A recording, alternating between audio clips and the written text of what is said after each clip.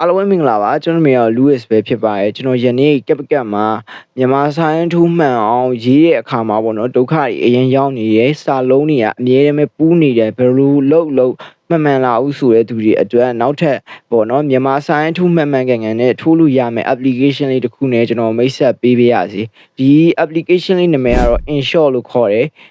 background ဖြောက်ရှင်တဲ့လူတွေအတွက်လည်းဒီ application လေးကအဆင်ပြေမယ်လို့ကျွန်တော်ထင်မြင်မိပါတယ်ဒီ application မှာဆိုရင် background ဖြောက်တဲ့အခါမှာ provision ကိုဝယ်ဆရာမလို့ပဲနဲ့ free လုပ်လို့ရမှာပဲဖြစ်ပါတယ်နောက်ပြီးတော့ export ထုတ်တဲ့နေရာမှာလည်း resolution အပိုင်းမှာ 1080p နဲ့ကျွန်တော်ထုတ်လို့ရမှာပဲဖြစ်ပါတယ်